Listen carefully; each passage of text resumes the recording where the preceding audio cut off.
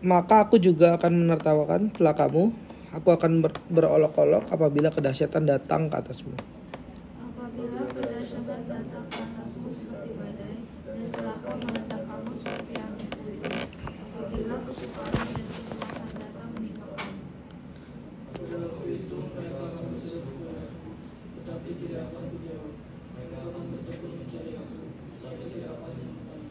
Oleh karena mereka benci kepada pengetahuan dan tidak memilih takut akan Tuhan. Tidak mau menerima nasihatku, tetapi menolak segala teguran.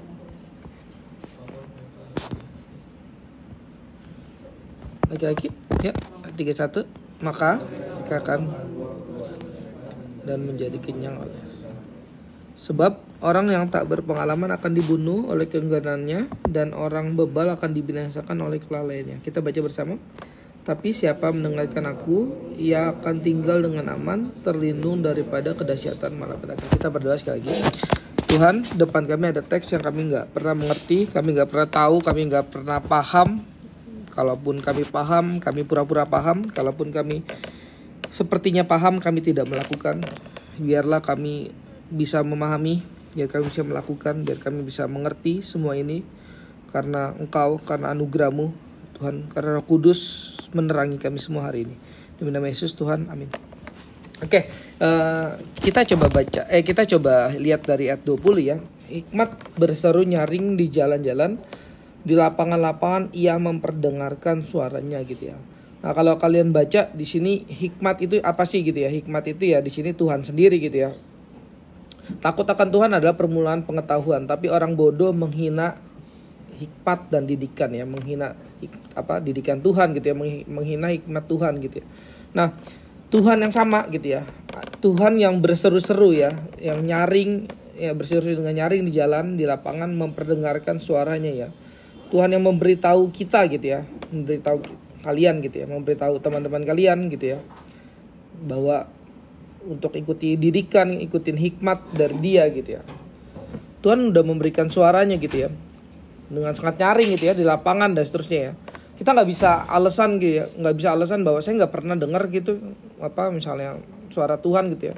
Enggak ya, dalam hidup kita ya, seringkali atau banyak gitu ya, Tuhan menegur kita ya, Tuhan menegur kita, Tuhan memberikan kasih-Nya pada kita gitu ya. Tapi manusia mengabaikan gitu ya, itu persoalannya gitu ya. Manusia nggak peduli gitu ya, manusia lebih peduli perasaannya gitu ya, bukan perasaan Tuhan ya. Manusia lebih peduli ketika dia disakiti gitu ya, dia tidak berpikir apakah Tuhan disakiti atas hidupnya apa enggak gitu ya. Manusia lebih peduli misalnya ketika dia kecewa gitu ya, dia nggak sadar bahwa dia mengecewakan Tuhan apa enggak dalam hidupnya gitu. Nah, tapi Tuhan atas itu semua ya adalah Tuhan yang berseru-seru ya, Tuhan yang berseru-seru dimanapun ya. Tuhan itu paradoks ya. Tuhan itu nggak ini ruang dan waktu ya. Kalau kita percaya Tuhan gitu ya, Tuhan itu tidak dilampaui apapun ya. Tuhan itu ada dimanapun sekaligus tanda kutip ya, tidak ada dimanapun gitu ya. Paradoks gitu ya. Karena Tuhan itu ada dimanapun sekaligus tanda kutip ya. Tuhan bisa saja tidak ada dimanapun ya. Kalau kamu tidak mendengarkan suaranya gitu ya. Ayat 21, di atas tembok-tembok ia berseru-seru, di depan pintu-pintu gerbang kota ia mengucapkan kata-katanya. Tuhan ya, Tuhan yang sama ya, memperdengarkan suaranya ya, berseru kepada kita semua di tempat ini ya. Mengenai didikannya ya, mengenai tegurannya, bahkan mengenai kasihnya dan seterusnya gitu. Kalau di sini mengenai ayat 22 ya, berapa lama lagi hai orang yang tak berpengalaman kamu masih cinta kepada keadaanmu itu? Pencemooh masih gemar kepada cemooh dan orang bebal benci kepada pengetahuannya. Kalau ini mengenai seruan apa sih? Seruan pertobatan gitu ya. Pertobatan itu jangan kalian pikir ya bertobat itu Pak, dulu saya misalnya nakal Pak, saya dulu mencuri di sekolah, saya pernah mencuri punya teman saya pulpen gitu ya. Guru-guru nggak tahu, teman saya nggak tahu gitu ya. Sekarang saya bertobat, saya nggak curi pulpen lagi gitu ya. Atau bertobat itu jangan kalian pikir misalnya dulu saya malas belajar, ya bisa juga sih ya, malas belajar terus sekarang rajin belajar, oke juga ya buat siswa-siswa ya, bertobat seperti itu bagus gitu. Nah, tapi di sini ada pertobatan yang lain gitu ya. Di sini dikatakan berapa lama lagi hai orang tak berpengalaman gitu ya. kamu masih cinta kepada keadaanmu itu. Pencemooh masih gemar kepada cemooh, dan orang bebal benci kepada pengetahuan. Bisa di luar aja ininya. Kamu masih cinta pada itu, masih gemar pada cemooh, dan orang bebal benci kepada pengetahuan gitu. Kita percaya ya bahwa orang yang benci pada pengetahuan adalah orang bebal gitu ya. Nggak ada orang pinter gitu ya, orang bebal apa orang yang mengasihi Tuhan itu benci pengetahuan, itu nggak ada ya gitu. Nggak ada ya orang-orang yang mengasihi Tuhan, orang yang katanya cinta Tuhan, orang yang katanya bisa melayani Tuhan, mau melayani Tuhan, tapi benci ya, sama firman Tuhan benci gitu ya, sama pengetahuan benci, nggak ada ya. Itu orang bebal gitu ya. Berapa lama lagi hai orang yang tak berpengalaman, kamu masih cinta kepada keadaanmu itu gitu ya. Pak Billy dalam satu khotbah pernah bilang gini ya, Bapak, kelemahan dari kita anak-anak muda ya, kita itu anak-anak muda itu kelemahannya apa sih? Paling tinggi kelemahan kita adalah kita percaya diri ya, terlalu percaya diri gitu ya. Terlalu merasa bisa apapun gitu ya, bisa ya, ngerti apapun gitu ya. Kalau kamu udah nanti lebih tua lagi gitu ya, kamu akan tahu gitu bahwa hidup ini kamu nggak bisa apapun sebenarnya gitu ya. Banyak hal yang kamu nggak bisa gitu ya, banyak hal yang kamu ternyata kurang ya. Di sini butuh orang lain gitu ya, di sini bahkan butuh Tuhan gitu ya. Tapi kita masih muda gitu ya, kita merasa bisa semua ya. Kayaknya hidup tanpa Tuhan ya bisa ya. Tuhan ya just ada di sekolah waktu khotbah, Tuhan ada waktu di gereja aja gitu ya. Tapi pada kenyataan sehari-hari saya hidup tanpa Tuhan juga kok. Saya melakukan kerjain PR tanpa Tuhan juga. Saya ulangan waktu itu jeblok juga tanpa Tuhan kok. Tuhan gak bantu gitu ya. Atau waktu itu saya dapat 100, gak ada. Waktu itu saya berdoa aja lupa waktu itu, tapi 100 nilai saya gitu ya. Nah, kita terlalu percaya diri ya. Kelemahan anak-anak muda itu terlalu percaya diri ya. Di sini dikatakan kita itu adalah orang yang tak berpengalaman gitu ya. Orang yang pengalaman itu tahu bahwa pengetahuan itu menghidupkan dia gitu ya. Tapi orang yang gak punya pengalaman adalah orang bebal gitu ya, orang yang benci pada pengetahuan ya. Dia benci ya. Di sini means apa sih? Kalau kata Amsal, benci pada pengetahuan itu means benci pada Tuhan gitu ya. Di sini sederajat gitu ya. Karena Tuhan adalah hikmat ya, Tuhan adalah didikan gitu ya. Kalau kamu benci pada pengetahuan, kamu means benci pada Tuhan gitu ya. Kita mengesampingkan bahwa misalnya misalnya orang yang berkhotbah salah gitu, yang berkhotbah nggak benar gitu, yang berkhotbah juga apa gitu ya, yang mengajar juga nggak jelas gitu ya, gitu ya. Tapi apapun itu ya gitu ya, kalau orang yang benci pada pengetahuan gitu ya, dia benci pada Tuhan ya, sama ya. Ayat 23, seruan bertobat. Setelah itu, berpalinglah kamu kepada teguranku, sesungguhnya aku hendak mencurahkan isi hatiku kepadamu dan memberitahukan perkataanku kepadamu. Jadi kalau kamu mau mendengarkan suara Tuhan gitu ya, hal pertama yang kamu perlu palingkan adalah wajah kamu gitu ya, atau hati kamu gitu ya. Sesungguhnya aku hendak mencurahkan isi hatiku gitu ya. Tuhan tuh mau mencurahkan isi hati kepada kita gitu ya. Jadi yang pertama kali gitu ya, orang bertobat gitu ya, mau bertobat ya ntar apalah, misalnya judi gak judi, misalnya terus apalagi lah terserah, males gak males, dan seterusnya gitu ya. Yang pertama itu hati gitu ya.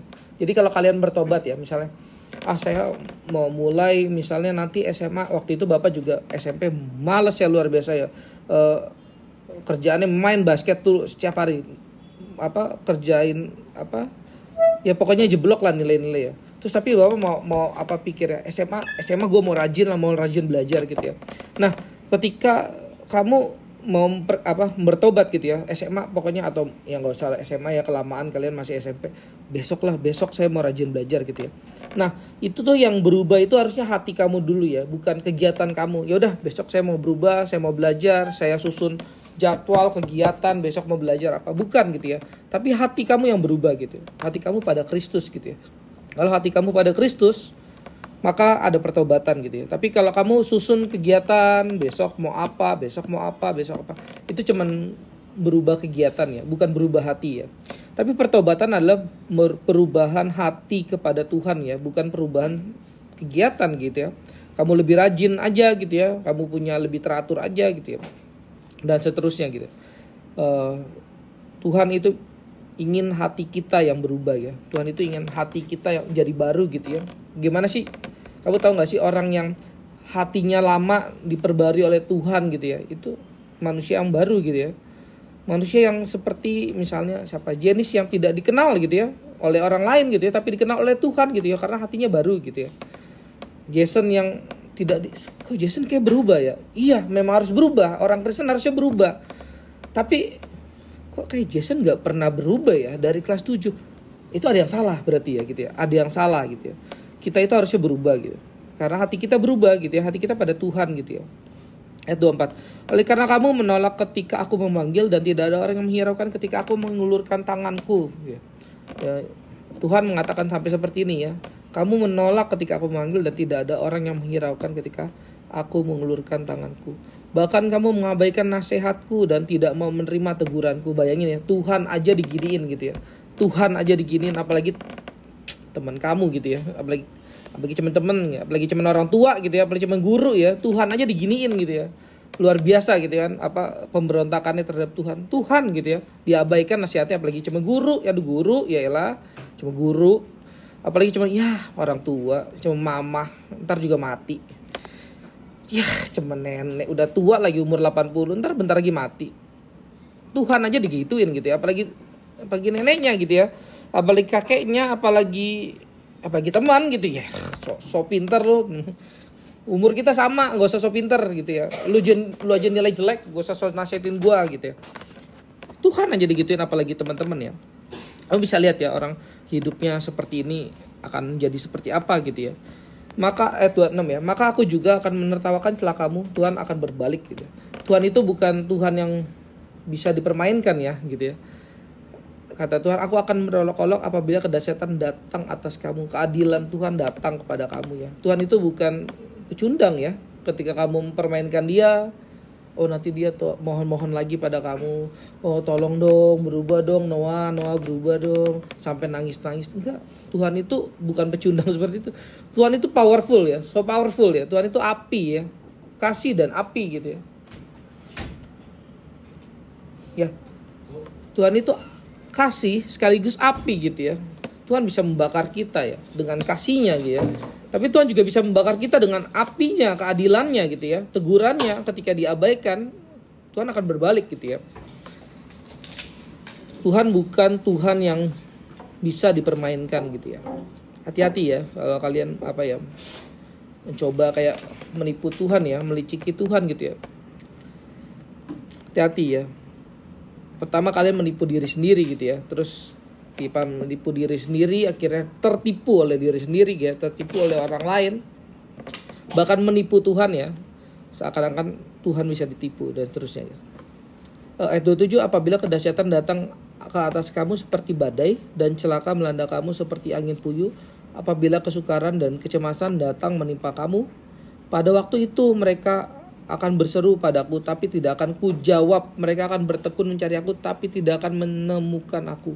Pada kenyataannya nanti di akhir ya, ada orang-orang yang bertekun cari Tuhan tapi gak dijawab sama Tuhan ya. Bertekun cari Tuhan tapi gak menemukan gitu ya.